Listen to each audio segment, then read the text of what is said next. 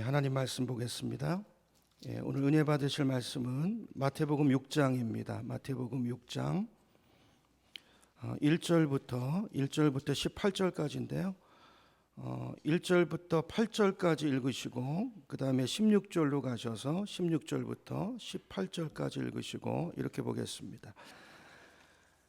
이제 오늘 마태복음 14번째 시간인데요. 자, 오늘부터 이제 마태복음 6장으로 들어가는데요. 여러분 5장 말씀을 기억하시는지 모르겠어요. 5장에서 마태복음 5장에서 예수님께서 어떤 말씀을 하셨냐면 이제 새로운 세상이 왔다 그랬죠. 옛 세상은 물러가고 하나님 나라 백성들이 이제 하나님의 통치를 받으면서 사는 그런 하나님의 나라가 도래했다는 거예요. 이건 이제까지 우리가 경험하지 못했던 새로운 세상이라는 거죠. 그 이야기를 하시면서 주님께서 어떤 말씀을 하시냐면 이제 우리가 하나님의 나라 백성으로 우리가 초대를 받았고 하나님의 통치가 이제 우리 삶 속에서 시작됐기 때문에 이제 우리 삶에 변화가 있어야 된다는 거죠. 생각의 변화가 있어야 되고 말의 변화가 있어야 되고 삶의 변화가 있어야 되고, 자, 그래서 하나님 나라 백성은 어떻게 살아야 되는가, 어떤 윤리적인 기준을 가져야 되는가를 쭉 설명을 하셨어요. 그렇죠? 그래서 우리가 기억나는 말씀들이 있죠. 너희가 전에는 이런 말을 들었으나 나는 너희에게 말한다 그러면서 율법의 차원을 넘어서서, 그렇죠? 우리 삶에 아주 중요한 문제들이잖아요. 분노의 문제들이라든지 간음의 문제, 특별히 남자들 여자를 어떤 눈으로 볼 것인가, 또 아내를 어떻게 대할 것인가, 뭐 이런 이야기들. 또 이제 우리 삶에 또 원수 맺는 일들이 있잖아요. 우리가 원수를 어떻게 갚아야 되는가, 인간관계를 어떻게 해야 되는가, 이런 이야기들을 주님께서 쭉 설명을 하셨어요. 자, 그리고 나서 이제 오늘 본문 6장에서부터는요 이제 경건 생활에 대한 말씀을 하세요. 자, 지금까지는 5장에서는 생활 도덕에 대한 이야기였다면 이제는 종교 생활에 대한 이야기입니다. 하나님과의 관계는 어떻게 해야 되는지, 이웃과의 관계, 이 경건 훈련에 대한 말씀을 하시는 거죠. 자, 오늘 이제 우리가 읽은 본문에는 세 가지 중요한 포인트가 있어요. 이제 구제, 기도, 금식, 이 세 가지죠. 이 세 가지는 당시 유대 사람들의 경건 생활에 있어서는 너무 중요한, 너무 필수적인 항목이었어요. 이 세 가지 뭐라고요? 구제, 금식, 기도. 그래서 유대 사람들은 당시 어떻게 생각했냐면요, 하나님의 백성이라면 이 세 가지는 꼭 지켜야 된다. 그래서 이걸 이제 율법으로, 조항으로, 여러 가지로 그냥 구체적으로 만들어 가지고요 열심히 섬겼어요. 정말 기도도 열심히 하고요, 당시 유대인들이요 금식도 많이 하고요, 그렇죠? 구제도 열심히 하고 그랬다고요. 자, 그렇게 나름대로 열심히 잘한다고 경건 생활을 나름대로 하고 있는데 어느 날 예수님께서 오셔가지고 뭐라고 말씀하시냐면 너희들이 하고 있는 그 경건 생활은 하나님과 상관이 없는 경건이라는 거예요. 왜요? 사람에게 보이기 위해서 하니까.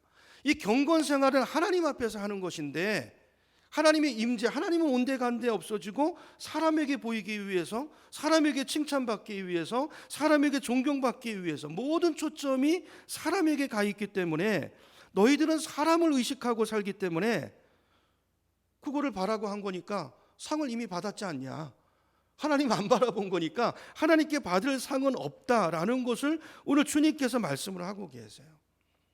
여러분 어떠신가요? 저는 이제 교회 생활을 처음 시작하던 무렵에 이 구절을 읽고 큐티를 하다가 굉장히 힘들었던 기억이 있어요. 왜냐하면요 제가 이런 사람이었기 때문이에요. 제가 이랬거든요. 저는 뭘 하면요 늘 항상 사람의 시선이 신경이 쓰였어요. 뭔가 어떤 좋은 일을 하려고 하면 우리가 좋은 일을 맨날 하진 않잖아요. 결심하고 어떤 일을 하면 누가 좀 봐주는 사람이 없나, 사람이 늘 신경이 쓰였고요. 사람의 격려를 받고 칭찬을 받고 인정을 받아 힘이 나고, 그게 없으면 뭔가 좀 힘이 빠지고 뭔가 좀 빠진 것 같고, 그죠? 신앙생활을 저는 이제 늦게 청년 때 이제 했었는데 20대 후반에 교회를 다니기 시작했는데요. 그때도 그랬어요. 교회 생활하면서 뭐 담임 목사님이 칭찬을 해주면, 부서 교육자가 칭찬해주면 너무 기분이 좋고, 늘 시선이 사람을 향해 있었던 그런 제 모습이었거든요. 자, 그러던 어느 날 이제 이 큐티를 가지고 이제 말씀 묵상을 하는데, 오늘 본문에 그러시잖아요. 예수님이 그러면 안 된다는 거예요. 그죠? 그건 하나님 앞에 경건이 아니라고 얘기하시잖아요. 그러면서 오른손이 하는 거를 뭐 왼손이 모르게 하라고 말씀하고.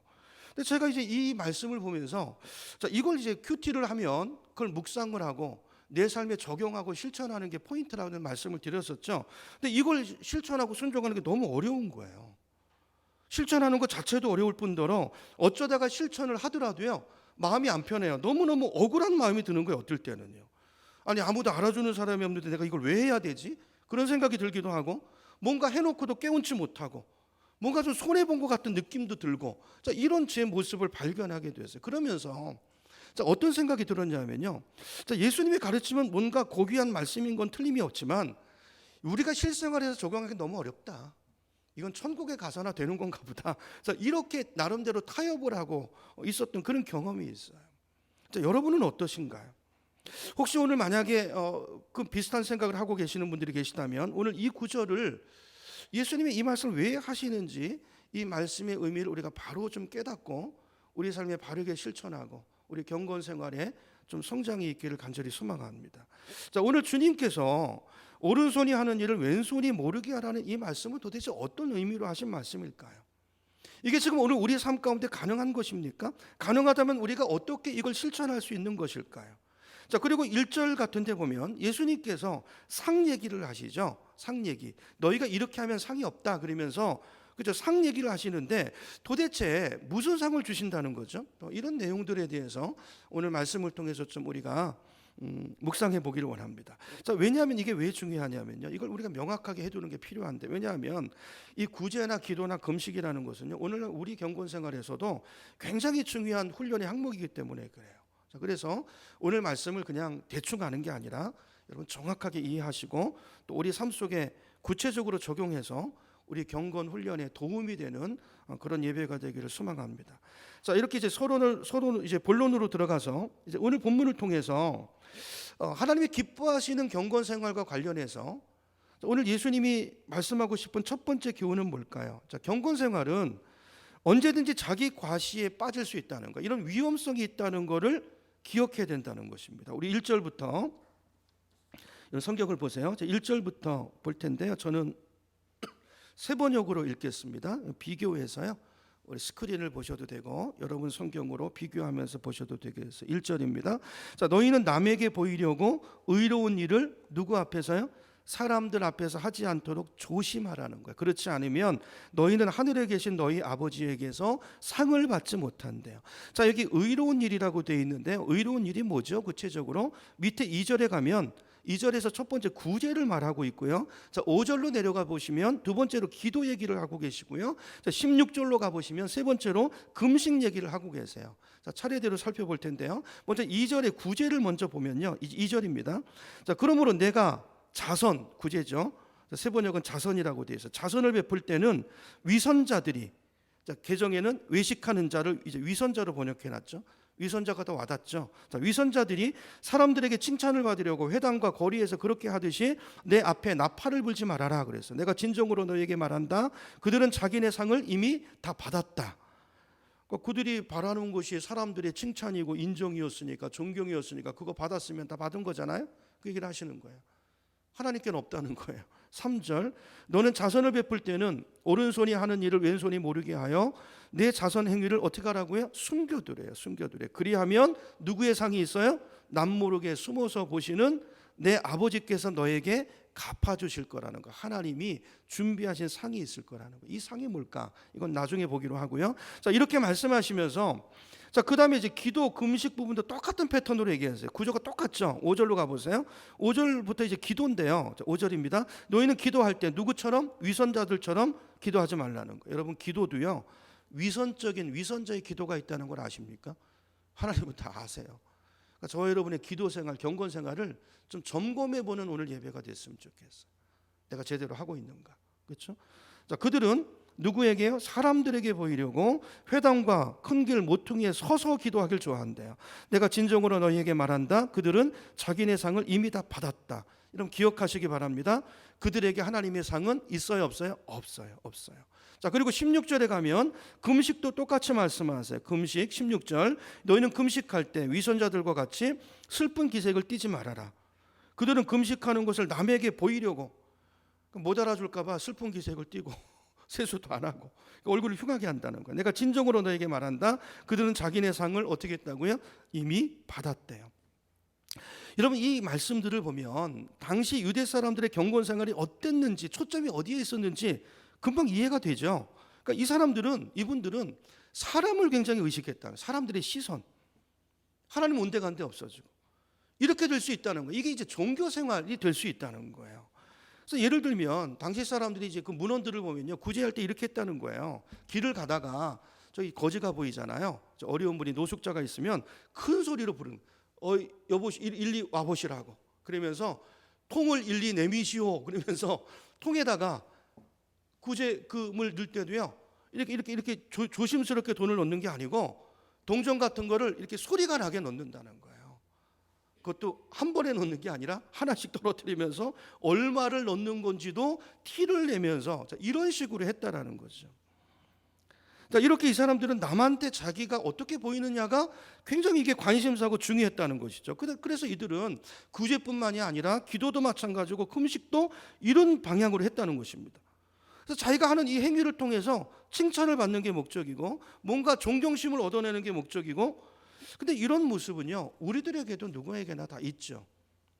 있습니까? 없습니까? 있죠. 뭐 이 정도까지는 아닐지 모르지만 우리에게도 이런 것들이 유혹이 되는 거는 틀림없는 사실인 것 같아요. 우리도 사람의 의식을 정도의 차이는 있지만 많이 의식하는 것이 우리들의 모습일 수 있어요. 그래서 누가 좀 봐주고 칭찬이라도 해주면 그러면 신이 나지만, 아무도 안 봐주는 일은요, 거기는 그 자리를 섬기는 사람이 잘 없어요. 교회 봉사도 마찬가지입니다. 저희 교회는 뭐 규모가 작으니까 뭐 그런 일이 잘 없지만, 제가 이제 큰 교회를 섬길 때 전에 교회에서 보면요, 어려운 일, 힘든 일, 알아주지 않는 일은요, 지원자가 없어요.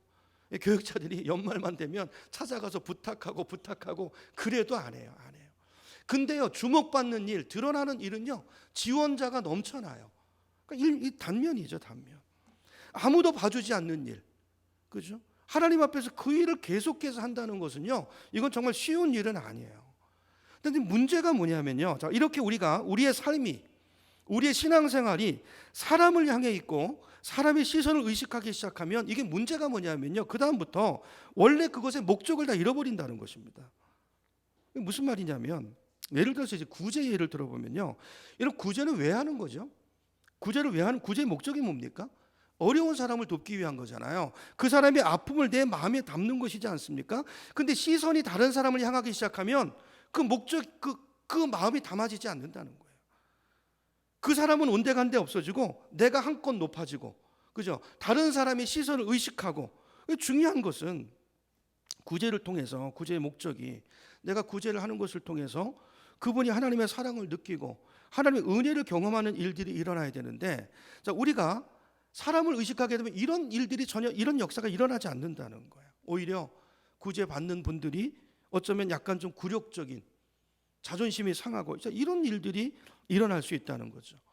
자, 이런 문제가 있죠. 근데 더 큰 문제는 뭐냐면요, 우리가 이렇게 계속해서 다른 사람의 시선을 의식하는 삶을 살기 시작하면 하나님의 임재가 우리에게서 떠난다는 거예요. 이게 예수님의 말씀의 포인트예요. 하나님이 함께하지 않는다는 것입니다, 그 사람의 삶 가운데. 왜냐하면 여러분, 하나님이 이거 기억하셔야 돼요. 하나님이 우리를 인도하실 때요, 우리가 뭔가를 잘못하잖아요. 그럼 하나님께서 말씀하실까요, 안 하실까요? 우리 안에 계신 성령께서 그걸 말씀하세요, 책망하세요, 얘기하세요. 근데요, 말씀하시는데도 계속해서 그걸 거부하고 그런 잘못된 행위를 계속하면 그 다음부터 하나님이 어떻게 하실까요? 그러면 하나님이 내버려 두세요. 그러니까 임재를 거두신다는 말씀이에요. 하나님이 내 삶에서 개입하지 않으시고 더 이상 말씀하지 않으시고 발을 딱 빼신다는 거예요. 그 말씀이요, 로마서 1장 28절인데요. 우리 스크린 보여주세요. 제가 읽어봅니다. 자, 사람들이 하나님을 인정하기를 싫어함으로, 여기 싫어한다는 말이 나오는데요, 이건 헬라어 문법으로 보면 계속 싫어한다는 거예요. 그러니까 한 번이 아니고 주님이 말씀하시는데 뭔가를 요구하시는데 이걸 계속 거부하는 거예요. 내 마음으로 밀어내는 거예요. 내 욕심 때문에, 내 정욕 때문에 나 그거 하기 싫은 거죠. 반응하지 않는 거예요. 자, 이런 경우를 말하는 거예요. 계속해서 이런 일이 반복되면 하나님이 어떻게 하시냐면요, 하나님께서는 사람들을 타락한 마음자리에 어떻게 하신다고요? 내버려 두셔서 해서는 안 된 일을 하도록 놓아두신다는.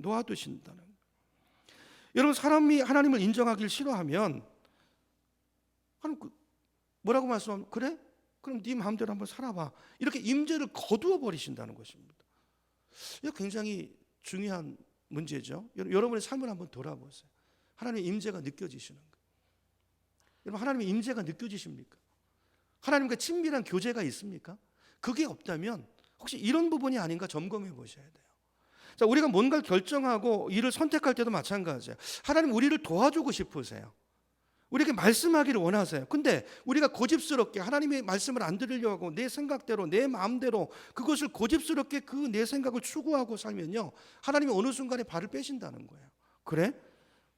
네 마음대로 하고 싶어? 그래, 그러면 해봐. 내버려 두신다는 거예요. 이런 경건 생활도 그렇고 하나님의 인격이시라는 걸 기억하셔야 돼요. 인격이세요, 인격. 자, 그러면 그 다음부터는 어떻게 될까요? 우리 경건 생활이 그 다음부터는요, 행위는 있는데 내용이 없어지는 거예요. 이게 경건이 아니고 단순한 인간의 행위가 되고 이게 반복되면 그 사람이 오늘 본문에 나온 대로 위선자가 돼버린다는 거예요. 그 당시 바리새인들의 경건이었어요. 그게 예수님께서 책망하시는 사람이 되는 거죠.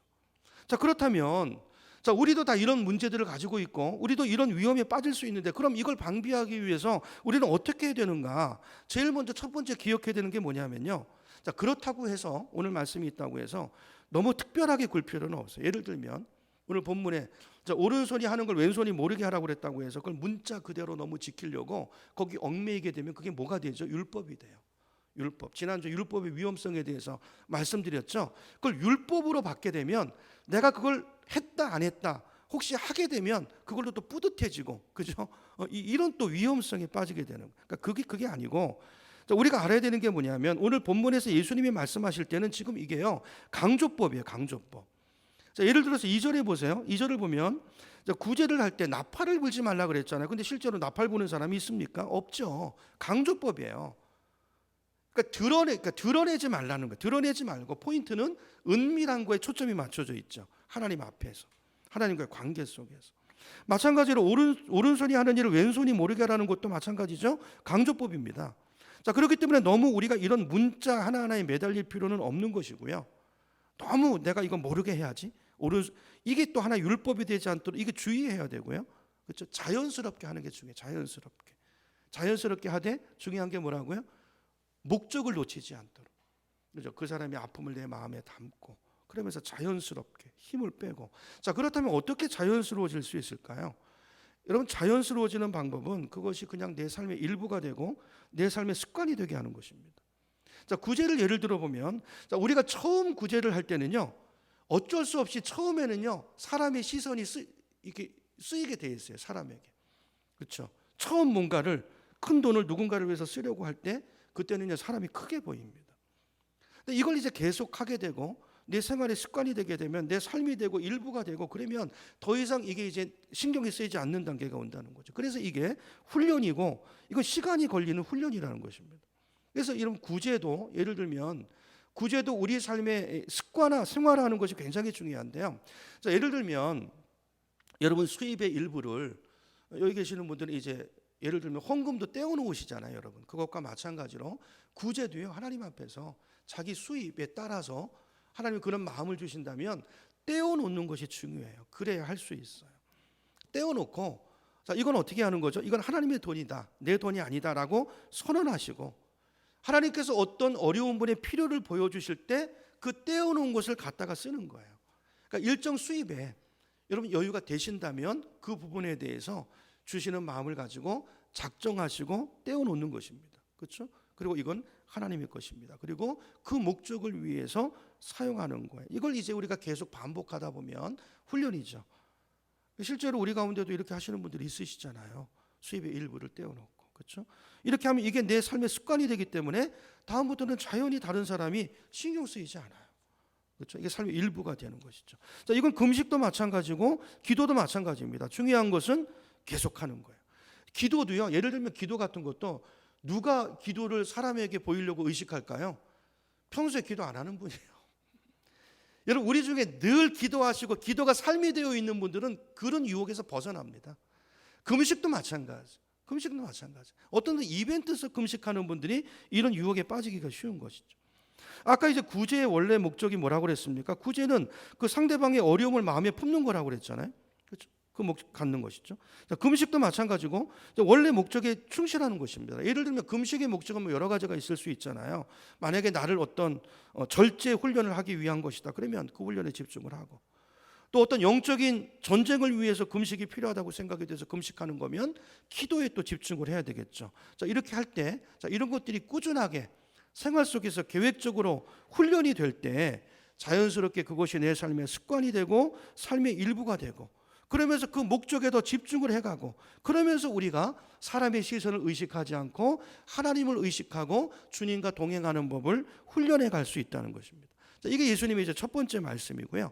자, 두 번째 오늘 본문에서 기억해야 되는 것은, 예수님의 말씀은 자 그렇다고 해서 그러면 구제, 금식, 기도 이런 거 하지 말라는 말씀입니까? 아니죠. 하지 말라는 게 아니고 예수님은 적극적으로 말씀하시면서 다만 주의해서 하라는 거예요. 제가 왜 이런 말씀을 드리냐면요, 오늘날 성도님들 보면 자 이런 말씀을 오해하시는 분들이 계세요. 그래서 이 자체를 별로 안 좋게 생각하고요, 금식은 이 시대에 무슨 금식이냐, 그렇게 할 거면 하지 마, 그냥 먹고 기도해. 자, 이렇게 경건 생활 자체를 좀 자기 나름대로 자의적으로 해석하는 경향이 있는데 그게 아니죠. 오늘 말씀대로 보셔야 돼요. 자, 다시 봅니다. 3절로 가보죠. 3절을 보시면, 자, 너는 구제할 때, 자, 구제에 대한 말씀을 하시는데요. 구제할 때 오른손이 하는 것을 왼손이 모르게 하여 내 구제함을 은밀하게 하라. 그래서 은밀하게 하라. 원문에 보면 하라가 강조되어 있어요. 하라는 거예요. 하라는 거예요. 근데 잘못된 방향을 주의를 주시면서 올바르게 하라는 거예요. 하나님 앞에서. 그럼 뭐라고 되어 있습니까? 은밀한 중에 보시는 너의 아버지께서 갚으시리라. 하나님 앞에서 하라는 거죠. 기도도 마찬가지예요. 6절로 가보세요. 6절로 가보세요. 너희는 기도할 때 어떻게 하라고요? 골방에 들어가서 문을 닫고 은밀한 중에 계신 내 아버지께 기도하라. 은밀한 중에 보시는 내 아버지께서 갚아주실 것이다. 그러니까 외식적인 기도를 경계하시는 것이죠. 여러분, 기도하라는 거예요. 기도는 너무 중요합니다. 기도하라는 거예요. 금식도 마찬가지고요. 예수님께서는 계속해서 하라는 것을 강조하고 계세요. 그러면서 뭐라고 말씀하시냐면 이거 꼭 해야 된다는 거예요. 왜냐하면 뭐가 있기 때문에? 상이 있기 때문에. 구제, 기도, 금식, 이거를 사람에게 보이기 위한 것이 아니라 하나님 앞에서 진실되게 하면, 그 목적을 기억하면서 바로 하면 하나님께서 주시는 상급이 있다는 것입니다. 그 상급을 기대하고 하라는 거죠. 그러면 예수님이 말씀하신 상이 뭘까요? 하나님의 칭찬입니까? 아니면 내가 이렇게 누굴 구제했으니까 하나님이 내 자녀를 잘 되게 하시고 내 사업이 잘 되게 하시고 직장의 진로의 문이 열리게 하시는 것입니까? 그런 걸 수도 있겠죠. 그러나 오늘 본문에서만 보면 주님께서는 그걸 말씀하시는 게 아니고 그 자체 훈련을 통해서 하나님이 주시는 열매가 있다는 거예요. 자, 예를 하나 들어볼게요. 예를 들면 이런 바이올린을 열심히 연습하는 사람이 있다고 해보세요. 바이올린을 훈련하는 사람이 있다면 이런 그 사람에게 가장 궁극적인 상이 뭘까요? 어느 경지에 올라가는 것이죠. 바이올린을 능숙하게 다룸을 통해서 그 악기를 통해서 누릴 수 있는 최고의 아름다움의 극치, 그 기쁨을 내가 누리는 것, 그게 아마 그 사람에게 주어진 바이올린을 통한 상일 것입니다. 주님 그 말씀하는 거예요. 다른 사람이 연주하는 것을 듣는 것과는 전혀 다르죠. 그렇죠? 그때 느끼는 것과는 차원이 다른, CD로 어떤 음악을 들을 때는 느낄 수 없는, 내 스스로 어느 경지에 올라가서 그걸 연주할 때만 느낄 수 있는 그 곡이 가지고 있는 아름다움을 그 바이올린을 통해서 최고의 극치를 누릴 수 있는 그 상, 그렇죠? 그게 아마 바이올린을 연습하는 사람에게 주어지는 상이겠죠. 주님께서 그 얘기를 하시는 거예요. 자, 그렇다면 예수님께서 말씀하시는 구제에 대한 상은 뭘까요? 구제는 다른 사람의 아픔을 내 마음에 담는 거라고 그랬잖아요. 그러니까 여러분 구제가요, 뭐 내가 쓰고 남아서 하는 게 구제가 아니고 하나님 말씀하시니까 하는 것입니다. 더 어려운 사람들을 위해서. 그러니까 구제라는 것 자체가요, 다른 사람을 배려하는 것이고 그 사람을 사랑하는 것이고, 그리고 나에 대한 이기심은 조금 더 없는 그런 완벽한 상태에서 누리는 평화와 기쁨, 하늘의 어떤 위로, 이런 것들이 구제를 통해서 얻을 수 있는 상이에요. 여러분 이런 거 경험하시죠? 정말 순수한 마음으로 말씀을 따라서 그런 일들을 순종하게 되면 하나님이 주시는 이런 상이 있다는 거예요. 하나님의 위로, 정말 세상이 줄 수 없는 그 만족함, 그 평화, 그 기쁨. 여러분 사람에게 보이려고 구제하는 사람이 이런 상을 얻을 수 있을까요? 없다는 거예요. 주님의 말씀이 그 얘기예요. 기도도 마찬가지입니다. 이런 정말 사람에게 보이기 위한,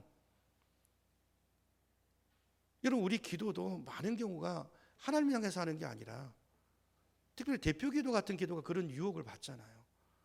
사람을 초점에 두고 사람에게 이 기도가 어떻게 보일까가 초점이 맞춰서 기도문을 작성하고 그렇게 이런 예들이 얼마나 많습니까? 그렇죠? 그게 아니고 오늘 주님의 말씀의 초점은 그거죠. 골방에 들어가서 아무 것에도 방해받지 않고 하나님과 독대해서 하나님과 임재 속에 깊이 완벽한 하나님과의 친밀한 임재 속에 들어간 사람만이 누릴 수 있는 그 기쁨, 그 행복, 그 사랑, 그 은혜. 여러분 이건 사거리에서 기도하는 사람이 누릴 수 없는 것입니다. 골방에서 그저 그 영적인 기도에 훈련이 되어 있는 깊은 훈련 속에서 누릴 수 있는 그 사람만이 받을 수 있는 상이라는 것이죠. 여러분 저와 여러분에게 이런 상에 대한 이 사모함이 좀 있으면 좋겠어요. 신앙생활의 어떤 경지에 올라가는 거죠. 그러니까 예수님께서 말씀하시는 말씀은 이런 경건의 훈련의 끝에는 뭐가 기다리고 있다고요? 이런 상들이 기다리고 있다는 거예요. 차원이 다른 그런 분들이 있잖아요. 그렇죠? 우리의 신앙생활이 그런 신앙이 됐으면 좋겠어요. 물론 그런 경건의 삶에 대한 그 완벽한 보상은 우리가 천국에 가서 받겠죠. 그러나 이 땅에서도 받아 누리는 그런 축복이 있다는 것입니다. 자, 이런 상을 받은 사람들의 이야기가 성경에 많이 기록이 되어 있는데요. 그 대표적인 것이 이제 시편에 보면 그런 내용들이 많아요. 우리 한 구절을 좀 보고 가죠. 시편 63편으로 한번 가보겠습니다. 자, 시편 63편 3절을 보시면 이게 다윗의 시거든요. 다윗이 그런 사람이었어요. 하나님의 상을 많이 받은, 복을 많이 받은 위대한 시인이잖아요. 자, 다윗이 뭐라고 고백하는가? 시편 63편 3절을 보면요. 제가 세 번역으로 읽어볼게요. 자, 주님의 한결같은 사랑이 생명보다도 소중하기에. 그러니까 다윗이 자기 생명보다 하나님의 그 사랑을 경험하니까 그 깊은 사랑을 체험을 하니까 자기 생명보다 하나님의 사랑이 더 소중하다는 거예요. 내 입술로 주님께 영광을 돌립니다. 4절. 이 생명 다하도록 나는 주님을 찬양하겠습니다. 내가 두 손을 높이 들고 주님의 이름을 찬양하지 않을 수 없습니다. 여러분 다윗이 느끼고 있는 이 하나님의 임재에서 오는 기쁨을 여러분 아시나요? 이런 은혜, 이런 사랑을 여러분 경험하고 사시나요? 나를 사랑하는 하나님의 사랑이 내 생명보다 소중하다는 거예요. 물론 더 큰 그 사랑의 극치는 우리가 천국에 가서 맛보겠죠. 근데 지금 다윗은 거기에 비슷한 그 기쁨을, 행복을 이 땅에서 누리고 살고 있는 것을 시편으로 고백하고 있는 것입니다. 자, 예수님께서 오늘 이 경건 훈련에 대해서 주의를 주고 자, 이걸 우리가 지속적으로 하라고 말씀하신 이유는 우리가 이 땅에 살면서 이 기쁨을 맛보도록 말씀하시는 거예요. 여러분, 주님은 우리가 이 행복을 맛보기를 원하시는 거예요. 그런데 우리가 사람의 눈을 의식하기 시작하면 이런 행복은 없다는 거예요. 이런 상을 받을 수 없다는 것입니다. 그래서 여러분 우리가 사역하면서 이런 신앙생활하면서 이거 훈련하셔야 돼요. 사람의 칭찬 기대하지 마세요. 그럼 그걸로 상 받은 거예요. 그게 여러분 칭찬을 받으면 자꾸 내 방향이 한번 칭찬을 원하잖아요. 그럼 자꾸 거기 매이게 돼요. 그거 없으면 지쳐요. 그거 없으면 지치고 삶의 기복이 심해져요. 칭찬이 없으면 이 교회는 은혜가 없네? 아니, 은혜가 없는 게 아니에요. 은혜가 없는 게 아니에요. 중요한 것은 기복이 심해지고 쉽게 지치는 정도가 아니라 상이 없어요. 상이 없어요. 그러니까 우리 신앙의 경지에 들어가지 못한다는 거예요. 예수 믿는 기쁨이 뭔지 모른다는 거예요. 교회만 왔다 갔다 하면서 늘 내 심령은 메말라요. 여러분 매일 와서 예배 드리시면서 내 심령이 왜 메말르죠? 내 시선이에요. 시선. 여러분 내 시선이 잘못되어 있지 않은가? 여러분 이 시간에 한번 점검해 보셔야 돼요. 점검해 보셔야 돼요. 여러분 그래서 우리가 저와 여러분이 오늘 이 말씀을 예수님 말씀을 마음에 담고 이제 우리가 결단하기를 축복합니다. 사람의 눈을 의식하지 마시고 이게 이 세 가지 굉장히 중요해요. 여러분 이거는 구제, 기도, 금식 이게 자연스럽게 내 삶의 습관이 되도록 그냥 누구를 보면 누구 도울 사람이 없나? 이게 하나님의 마음이에요. 하나님 마음. 그죠? 꼭 돈이 아니어도 괜찮아요. 내가 섬길 영역이 뭔가. 여러분 내가 받은 게 있잖아요. 내가 받은 은사들이 있으시잖아요. 돈이 전부가 아니고 돈이 없다고 다 치워버리는 게 아니고 돈은 은사의 일부입니다. 일부. 누군가를 보면 그 사람에게 하나님의 사랑을 전하고 싶고 저 영혼이 구원받고 내가 만난 그 하나님을 저분도 만나서 저분도 기쁨을 누리는 인생이 됐으면 좋겠고 그게 이제 목표잖아요. 목표. 그 영혼의 변화. 그 영혼이 누군가가 나를 통해서 하나님을 아는 것 지난주 찬양 기억나시나요? 내 얼굴이 예수님의 얼굴이 되고 내 손과 내 발이 예수님의 손과 발이 돼서 누군가를 도와주고 누군가를 위로하고 누군가를 격려해 줄 수 있다면 이 훈련이죠, 훈련. 그렇죠? 우리가 이런 삶을 살면 하나님이 얼마나 기뻐하시겠습니까? 이런 사람들을 향한 주님의 임재 속에서 주어지는 상이 있다고요, 상. 우리는 상을 그 어렸을 때 무슨 뭐 운동에 달리거나 주는 그 무슨 공책 이런 어떤 이런 것이 아니고 내 영혼에 빼앗길 수 없는 어떤 기쁨, 만족, 흔들리지 않는 이런 시간이 걸리겠지만 이런 경건 생활이 내 삶의 일부가 되면요, 이 삶의 끝에서 하나님의 상이 있고 하나님의 위로가 있고 하나님의 격려가 있고 축복이 있다는 것을 여러분 기억하시고 날마다 이런 은혜 안에서 살아가는 그런 신앙생활의 지평이 열리는 은혜가 있기를 주님의 이름으로 축원합니다. 자, 그러면서 예수님께서 기도와 관련해서 이제 한 가지를 더 말씀하세요. 자, 기도에 관련해서 7절을 보겠습니다. 7절부터 보면 자, 너희는 기도할 때 이방 사람들처럼 빈말을 되풀이하지 말라. 이 중언부언에 대해서는 제가 뭐 여러 번 설교했으니까 오늘 이야기하지 않겠습니다. 자, 그들은 말을 많이 하여야만 들어주시는 줄로 생각하. 그러니까 보세요. 이방 우상을 섬기는 분들은 계속 반복하잖아요. 그런 말 있잖아요. 중연부를 한다는 얘기. 뭐 뜻도 모르는 얘기를 계속 주문해 오듯이 반복하는. 하나님은 그런 분이 아니라 하나님 인격이세요. 인격. 마음이 중요한 것이지. 그 내 어떤 지성이면 하나님 그런 분이 아니에요. 뭘 얻어내기 위해서 오후에도 말씀드리겠지만 뭔가 내 어떤 정성을 통해서 공로를 통해서 신의 마음을 움직여서 내가 원하는 뭔가를 신을 조정해서 얻어내는 종교가 기독교가 아니라는 것입니다. 예수님께서 진짜 기도가 뭔가를 하나님이신 예수님이 오늘 우리에게 가르쳐주고 계시는데 우리가 이걸 잘 배웠으면 좋겠어요. 8절 이방인들은 말을 많이 해야 들어주는 줄 안다는 거예요. 8절 그러므로 그들을 본받지 말아라. 하나님 너희 아버지께서는 너희가 구하기 전에 너희에게 필요한 것이 무엇인지를 알고 계신대요. 그러므로 너희는 이렇게 기도하라 그랬어요. 그러면서 이제 우리가 잘 아는 주기도문 얘기를 하시죠. 주기도문은 전에 제가 새벽에도 설교했고 또 나중에 또 이제 설교하겠지만 오늘 이제 주기도문을 다루려고 하는 건 아니고요. 이제 핵심이 뭐냐면 주기도문의 핵심은 예수님께서 너희 기도의 중심이 뭔가를 보라는 거예요. 중언부언하지 말고 주기도문의 핵심은요, 하나님 중심의 기도예요. 오늘 이것만 기억하세요. 주기도문 뭔가 하나님 중심의 기도를 하라는 거예요. 한번 보세요. 간단히 보면 이름이 거룩히 여김을 받으시면 누구의 이름입니까? 내 이름이 아니고 하나님의 이름이에요. 뭐가 임하시고? 하나님의 나라가 임하시고 뜻이 하늘에서 이루어진 것 같이 땅에도 이루어 주시고 내 뜻이 아니고 누구의 뜻이에요? 하나님의 뜻이 이루어지는 기도예요. 중심이 다르죠. 내가 아니고 하나님이에요. 근데 우리는 어떻게 합니까? 내 뜻이 이루어지길 원하잖아요. 맨날 우리 기도는. 그거 아니라는 거예요. 그 다음에 우리에게 일용할 양식을 주옵시고 이거는 뭐 내 중심인 것 같지만 아니에요. 천만의 말씀이에요. 일용할 양식조차도 내 의지를 내려놓고 매일매일 하나님을 의지합니다. 하나님 중심의 삶을 훈련하는 얘기를 하시는 거예요. 쌓아두는 인생이 아니라 크리스찬의 삶은 매일매일 흘려보내는 삶이에요. 매일매일 흘려보내는 삶. 그래서 교회들도 그러잖아요. 우리 교회는 그런 적이 잘 없지만 앞으로 그렇게 될 줄 믿습니다. 1년 이제 예산을 쓰고 예산이 남잖아요. 그거 남은 금액을 이월하지 않습니다. 이월하지 않아요. 다 흘려보내요. 구제하고 어려운 데로 보내고 도울 것을 돕고 이게 일용할 양식을 구하는 거예요. 그렇죠? 일용할 양식. 내가 먹을 거 말고 그 다음에 내년 일은 내일 또 하나님이 주시는 은혜 안에서 사는 것이죠. 하나님 중심에 철저하게. 그렇죠? 근데 우리의 기도는 어떻죠? 우리의 기도는 철저하게 자기 중심이에요. 저도 이제 우리 중보기도 우리 훈련을 하면서 저도 제 자신의 스스로 기도를 한번 점검해 봤더니요.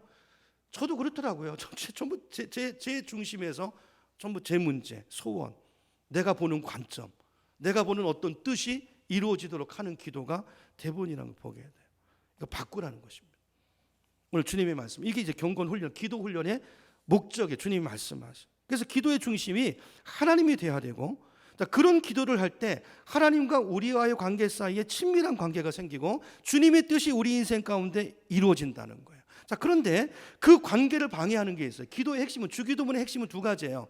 첫째는 하나님과의 관계고 뭘 얻어내는 게 아니라 기도는 하나님과의 관계다. 주님이 이거 말씀하시고 두 번째는 그러므로 중심이 누가 돼야 된다? 하나님이 돼야 된다.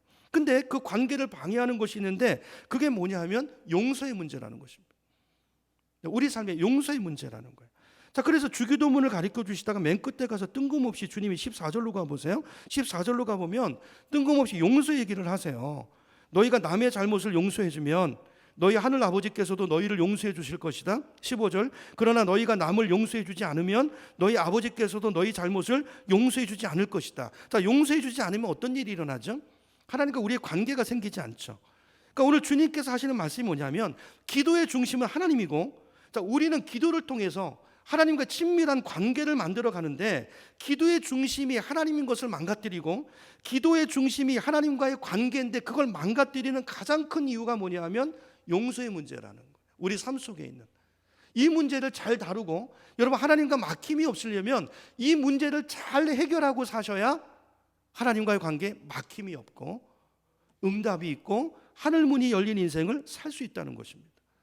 자, 다시 정리하면, 자, 우리 인간관계 속에서 다른 사람이 용서가 안 되잖아요. 남편이 용서가 안 되고. 혹시 부모님 원망하는 분 있습니까? 저도 한동안 그렇게 살았는데요. 용서가 안 되고, 과거에 누가 나한테 상처를 준 그 사람이 용서가 안 되면 하나님의 관계가 성립되지 않는다는 거예요. 자, 그러면 기도 자체가 성립되지 않는다는 거예요. 그 기도 자체가 의미가 없어져 버린다는 거예요. 왜 그런가? 조금만 생각해 보면 이유를 알 수 있어요. 왜냐하면 여러분, 우리와 하나님과의 관계의 근간이 뭐죠? 여러분, 하나님이 왜 우리 기도를 들으시죠? 여러분, 우리가 하나님 앞에 나와서, 하나님의 임재 앞에 나와서 부르짖을 수 있는 그 근거가 뭐죠? 예수 그리스도죠. 우리 수요일날에 배웠죠? 기도가 뭔지, 기도의 정의 기억나시나요? 기도는 성령을 통해서, 누구로 말미암아? 예수 그리스도로 말미암아. 누구에게? 성부 하나님 앞에 나아가서 우리의 필요를 아뢰고 또 그분과 교제하는 것이다. 이게 기도의 정의잖아요. 그러니까 기도할 때 제일 먼저 만나는 분이 하나님이에요. 성령을 통하지 않고 우리는 우리가 뭘 기도해야 되는지도 모르는 사람들. 내가 뭘 구하지만 그게 진짜 내 인생에 필요하고 도움이 될지 우리는 모릅니다. 그걸 정확하게 아시는 분이 하나님이세요. 성령의 인도를 받아서 기도하는 것이 중요하고, 예수를 통해서 나가야 되는데, 예수를 말미암아 나가야 되는데, 하나님께서 우리 죄를 용서하시기 위해서 그 죄값을 아들, 외아들 예수 그리스도라는 엄청난 대가를 지불하시고 관계를 트신 거예요. 관계가 회복이 된 거예요. 그러니까 저와 여러분은 다른 말로 말씀드리면 하나님께 갚을 길 없는 엄청난 죄값을 용서받은 사람인 것입니다. 그러니까 예수님께서 복음서에서 이 말씀을 하시면서, 자, 우리가 용서받은 그 죄값을 우리가 비유로 예수님이 설명하시잖아요. 얼마라고요? 몇 달란트죠? 기억, 1만 달란트. 그게 그 말씀이에요. 1만 달란트 빚진 자라는 거예요. 근데 그걸 하나님께서 탕감해 주셨죠. 자, 1만 달란트가 우리 돈으로 화폐로 환산하면 얼마라고요? 6조 원이에요. 6조 원. 6조 원. 그러니까 6조 원이라는 금액을 말씀하시는 게 아니라, 당시 6조라는 단위는요, 당시에는 있지도 않은 화폐 단위예요. 그죠? 그럼 뭘 말하는 것입니까? 당시 존재하지도 않는 숫자라고요. 그러니까 불가능한 숫자예요. 불가능한 숫자. 셀 수 없는, 그 값으로 따질 수 없는 그런 죄를 우리가 탕감받고 용서받았다는 것이죠. 자, 하나님과 관계가 이런 관계예요. 제가 용서받은 관계잖아요. 그렇죠? 자, 그런데 거기에 비해서 내가 용서하지 않는 어떤 사람은 나에게 얼마 빚진 자라고요? 예수님께서 얼마라고 그러셨죠? 100데나리온. 100데나리온은 얼마죠? 우리 화폐로 따지면 1,000만 원 정도예요. 1,000만 원. 자, 우리 생각에 1,000만 원 작지 않은 금액이지만 비유잖아요. 비유. 6조 원이 넘는 돈과 1,000만 원을 비교해 보세요. 비교가 안 되죠. 그러니까 주님께서 그 비유를 통해서 우리에게 뭘 말씀하시는 겁니까? 나는 6조 원을 탕감받은 사람이라는 거예요. 그러므로 나는 1,000만 원의 용서를 논할 자격이 나에게 있다 없다? 없다는 거예요. 없다는 거예요. 내가 오늘 여기 살아있고 숨쉬는 그 근간이 하나님의 용서로 인해서 내가 용납받고, 우리 주일 오후 때 설명하겠지만 예수 믿는다는 게 뭔가 하나님께 받아들여진 거예요. 우리가 용납받아진 거고 자녀가 된 것입니다. 신분이 바뀐 거예요. 이 놀라운 은혜를 받아 누리고 있는데, 그 은혜를 받은 자가 100데나리온을 용서하지 못하고 그걸 가지고, 그 작은 걸 가지고 내가 뭐 용서를 하니 못하니, 뭐 내가 죽니 사니 이러고 있다면 이 자체가 말이 안 된다는 거예요. 그분이 그럼 은혜를 아는 사람입니까? 내가 누구인지를 아는 사람이냐고요. 내가 하나님 앞에 그 용서를 받은 자라는 걸 아는 그 감격과 내 존재에 대한 인식이 있다면 그 인식 하에서 사람을 보는 눈이 달라지지 않겠느냐. 주님이 지난주 우리까지 그 말씀 봤잖아요. 그렇죠? 눈이 바뀌는 것입니다. 눈이 바뀌는 거예요. 그리스도 안에서 다 이제 우리가 예수 믿는다는 건 뭐냐면 그리스도 안에서라는 말이 굉장히 중요해요. 그리스도를 통해서 하나님과 관계하고요. 우리 삶의 영역, 그리스도를 통해서 나와 관계하고요. 그래 나를 이제 사랑하는 사람이 돼요. 이런 많은 사람이요. 성장 과정에서 사랑받지 못한 사람은 자기를 사랑하는 법을 모릅니다. 자기를 학대해요. 심지어는 자살하고요. 그리스도를 통해서 내 가치가 매겨지고 나를 사랑하는 사람이 돼요. 그리스도를 통해서 아내를 사랑하고 남편을 사랑하고 자녀를 사랑하고 그리스도를 통해서 이웃을 사랑하는 사람이 돼요. 그리스도를 통해서 세상을 사랑하는 세상과 관계를 바로 맺는 사람이 된다는 거예요. 이 하나님의 용서로 가능해지는 일인데 이게 없다면 하나님과 우리 관계의 근간이 흔들린다는 것입니다. 자, 그래서 예수님께서 마태복음 28장 35절에 보면 똑같은 얘기를 하시는데요. 35절 스크린 보고 같이 읽어보겠습니다. 시작. 너희가 각각 진심으로 자기 형제 자매를 용서해 주지 않으면 나의 하늘 아버지께서도 너희에게 그와 같이 하실 것이다. 자, 다른 얘기를 하시다가 이 말씀을 하셨는데 결국 본론은 똑같죠. 그러니까 이게 왜 이 말씀을 하시냐면요. 그래야 복음이 내 안에 살아있어요. 그러니까 용서를 할 때 어렵죠. 근데 뭘 기억하는 거예요? 주님의 용서를 기억하는 거예요. 주님의 사랑을 기억하는 거예요. 그러니까 그 과정을 통해서 내가 서는 거예요. 내가 끊임없이 날마다 새로워지고 날마다 그 은혜 아래 이게 우리가 살아있는 비결인 것입니다. 그렇죠? 그러면서 우리가 인격이 예수님을 닮아가는 거예요. 우리 얼굴이 예수님의 얼굴이 되는 것입니다. 그러니까 우리가 다른 사람을 용서하는 이 순종의 자리에 들어가지 않는 이게 말씀의 지배를 받는 거잖아요. 그러니까 지난주에 그 말씀 기억나시나요? 하나님 나라 백성이 됐다는 것은 이제 우리 안에 뭐가 시작됐다고요? 하나님의 통치가 시작됐다고요. 말씀. 그러니까 이 말씀의 통치를 받고 이 훈련을 해나가면 하나님의 임재가 우리 삶에 충만해져요. 하나님 임재가. 그래서 우리 삶에 계속 상이 부어져요. 주님이 주시는 그 위로. 그죠? 그런 은혜가 우리 가운데 있기를 축원합니다. 여러분 중에서 혹시 요즘 하나님과의 관계가 내가 뭘 기도해도 응답이 없고 뭔가 삶에 회복이 없고 뭔가 은혜가 없고 삶이 푸석푸석하고 뭔가 기도를 하려고 해도 기도줄도 안 잡히고 교회 생활을 하는데 뭔가 뭘 하는 것 같은데 기쁨도 없고 이상하게 사역의 열매도 없고 그런 문제들이 있으시다면 혹시 이건 아닐까 여러분 점검해 보시길 바랍니다. 혹시 내가 누군가를 용서하지 못하고 풀어내주지 못하는 그 막힘 때문에 하나님과의 관계의 근간이 흔들리고 있는 것은 아닌가. 그렇죠? 십자가로 돌아가셔야 돼요. 그런 내 마음 때문에 오는 것이 아닌가 돌아보시길 축복합니다. 왜냐하면 용서의 문제는 그래서 하나님께서 이런 말씀을 주시는 것은 하나님의 모든 말씀이 그래요. 나를 위해서 주시는 것입니다. 용서하라는 것은요. 용서받는 그 사람의 혜택이 가는 것처럼 우리는 엄청나게 착각하지만 그게 아니고 나를 풀어놓는 거예요. 그렇죠? 내 인생의 하늘문을 열어놓는 거예요. 여러분 오늘 마음속에 혹시 여러분 내가 누군가를 용서하지 못하면 이것도요 결국은 사람을 의식하는 거예요. 오늘 주님께서 조의하라고 말씀하셨어요. 사람을 의식하기 때문에 그런 거예요. 사람에게 잡혀 있는 거예요. 그 사람에게 매여 있는 거예요. 그러면 그런 그 사람의 마음의 영혼의 상태에서 사역의 능력이 나올 수 없습니다. 여러분의 삶에 하나님의 임재가 부어질 수 없습니다. 하나님의 응답이 여러분의 삶에 임할 수 없습니다. 자, 그래서 이걸 치우라는 거예요. 여러분 그거 붙들고 있어가지고 나한테 유익이 됩니까? 그죠? 내가 용서하지 못하고 묶어두고 있는 그 사람이요 이 땅에 존재하지 않는 사람일 수도 있어요. 많은 사람이 아니 이 사람이 없는 사람인데도 그걸 여전히 붙들고 그 상처에 매여 있다고요. 쓸데없는 일. 그렇죠? 풀어놓으시기를 축복합니다. 오늘 이 시간에 만약에 여러분 어떤 정리되지 않은 마음들이 있다면 다 내려놓으시고 그건 용서하고 안 하고의 문제가 아니고 내려놔야 될 문제지 내 영역이 아니고 내가 왈가불가할 문제가 아니라고 여러분 생각하셔야 돼요. 선포하시고 내려놓으시고 이렇게 기도하죠. 하나님 1만 달란트 용서받은 제가 무슨 100데나리온의 빛을 가지고 논하겠습니까? 이건 내 영역이 아닙니다. 내려놓겠습니다. 이게 하나님의 통치를 믿는 바라보는 사람의 자세예요. 하나님 통치가 바라보여진다면 이거 할 수 있다는 거예요. 그렇죠? 하나님이 우리를 억울하게 하지 않으세요. 이것 때문에 이렇게 한다는 얘기가 아니라 우리가 이렇게 살 때 하나님은 정말 신실하세요. 정말 좋으신 분이세요. 우리에게 정말 좋은 걸 주고 싶으세요. 그러니까 우리가 이렇게 결단하셔야 돼요. 성경이 하라는 거 하고 하지 말라는 거 안 하는 거예요. 우리가 사람 간에도 그러잖아요. 인격적인 관계가 맺어지면 야, 저 사람 저분 말은 틀림없어. 여러분, 예수님에 대해서 여러분 이런 인식이 있으시죠. 그게 예수 믿는 거잖아요. 예수님 말씀하시면 틀림없는 거야. 이건 내 축복을 위해서 하시는 거야. 이렇게 정하고 하시면 틀림없으신 줄로 믿습니다.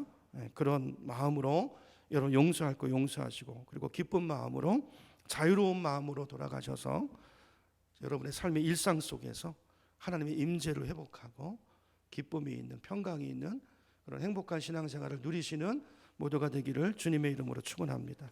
기도하겠습니다. 오늘 말씀을 생각하면서 기도했으면 좋겠어요. 하나님의 기뻐하시는 경건생활. 여러분, 경건생활 뭘 하는 게 중요한 게 아니라 늘 말씀드린 어떻게 하느냐, 왜 하느냐가 중요해요. 어떻게 하느냐, 은밀하게죠. 왜 하느냐, 목적이 있어요. 구제는 그 사람을, 아픔을 내 마음에 담는 것입니다.